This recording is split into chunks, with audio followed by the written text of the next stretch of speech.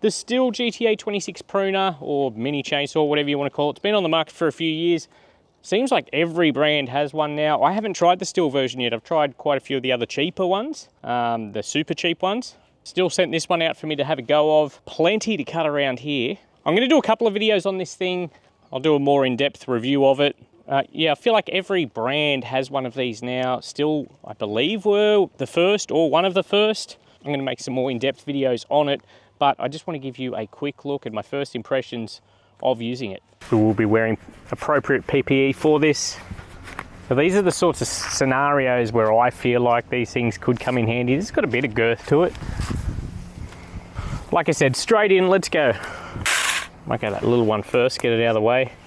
They do encourage you to hold it like that for obvious safety reasons, but you know, it does feel natural one-handed, but we'll do as intended.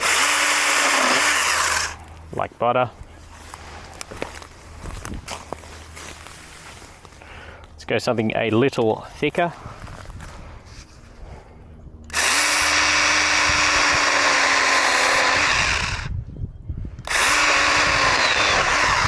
Okay, that was extremely effective.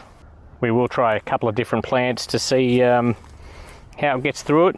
So this is a $299 kit. So the skin, the battery, charger, as well as it's kind of got a case, a wraparound case, and some bar oil. I don't think I'll be able to cut that at the same time and hold this, so I'm going to be super safe, move my head over here, so if we do get any bouncing, we'll be fine. So let's make a few cuts of this, see how it goes through.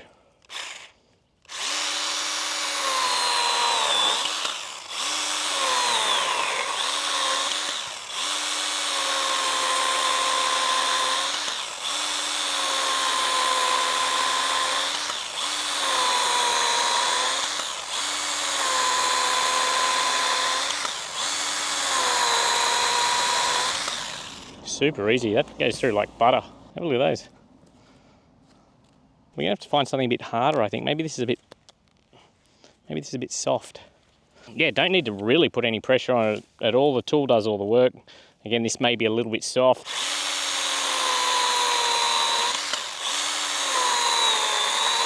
But yeah, for that application, that's fine.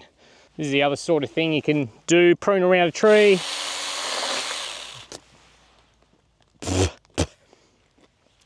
Tasty.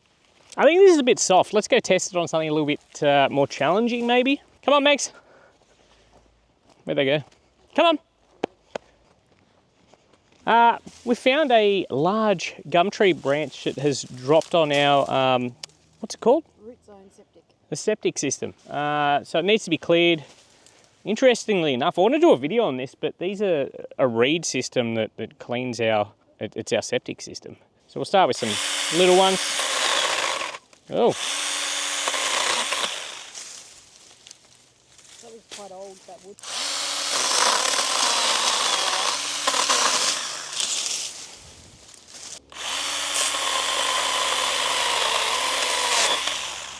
So it doesn't like this stuff as much, but still gets through it with ease. I wonder if the battery will last for, all of these. All right, once we get this off, there's a decent branch to be cutting. So we'll just make some small cuts, then we'll try and bring it out in one piece.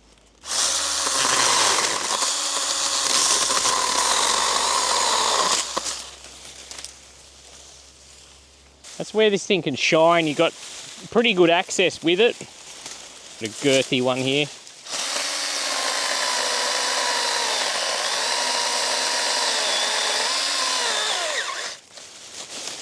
Now the weight of that isn't helping. There we go. That is pretty solid. I wonder if I can pull it out from the other side yet. Oh, this is real girthy here. Oh, glad I wasn't around when this fell down.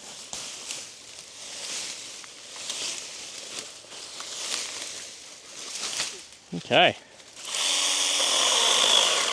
Oh, cut out.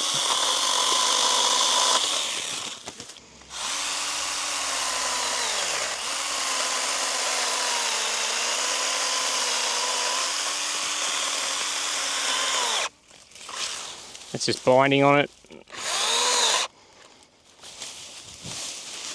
There we go. Man, that is a massive branch. Now we can have some fun with this. We'll probably use this as firewood. This will test it out. Really not made for this sort of stuff. Yeah, but I think we know it's going to prune through small branches and all that sort of stuff quite easily. Let's go.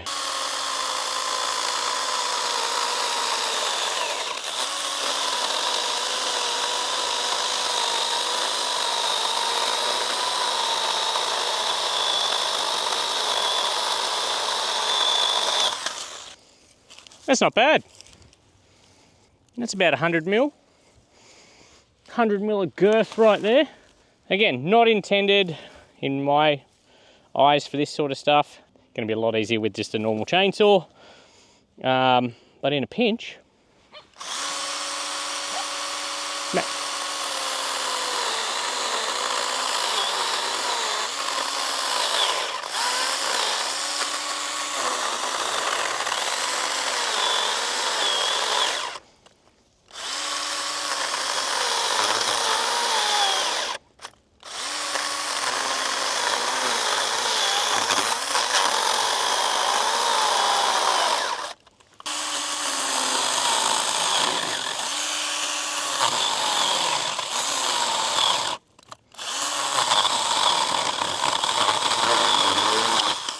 now, I don't know how many of them you're going to get through. We're down to 2 bar now. It had 4 bar before I started trimming through these. Watch out, Kevin. Got some firewood.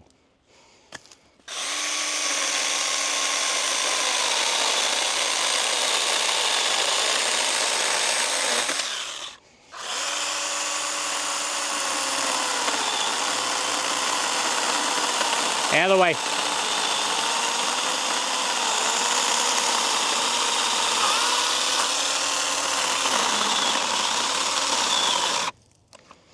We're really testing it now. Was that it? No. So I think it needs some more oil. But it does seem like it's at the limit of the chain for making it as loose as you can anyway. Sounds much better.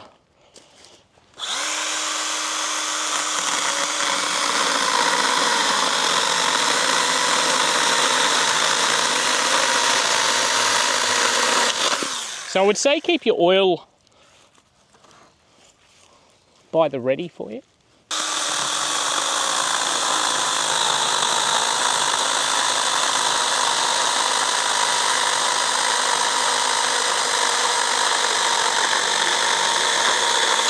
So I'm going to run the battery out on these larger diameter ones. It's almost out now anyway. And then I'm going to charge it up again and go through some of the smaller stuff and see how many cuts we get out of it.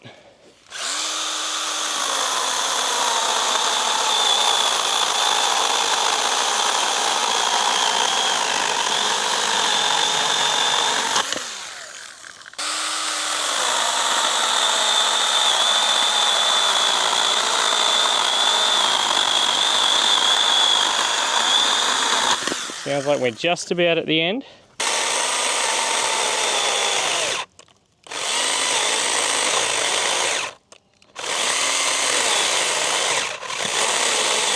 Trying to get that final cut. We got it. Maybe we'll get through this too.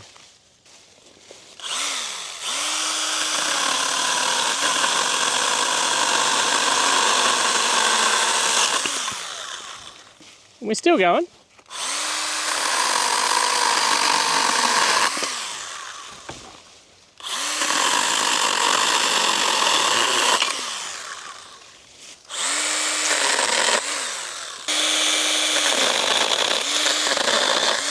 Obviously that's where it's going to shine, that smaller stuff. I don't like doing it on stuff like this because you get too much bounce off the chain. Like, it'll work.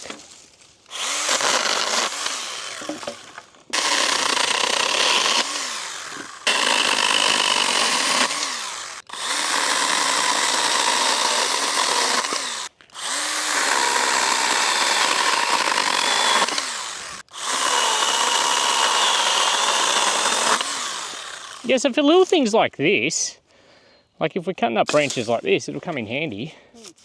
Obviously bigger stuff, you're not going to be, like, if you're cutting this sort of stuff, you're using the wrong tool, but obviously I wanted to give it a go. It feels good to use.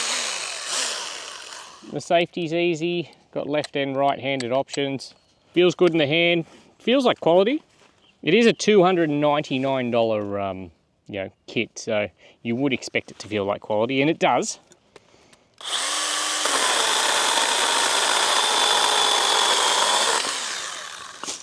So we're still cutting on that last bar. A couple of lines of oil there and there. And it does run much smoother when it has got that. That will annoy some people because it hasn't got an auto oil feed or a reservoir on it. At least it means it won't leak. I'm yet to have a chainsaw where the bar oil doesn't leak.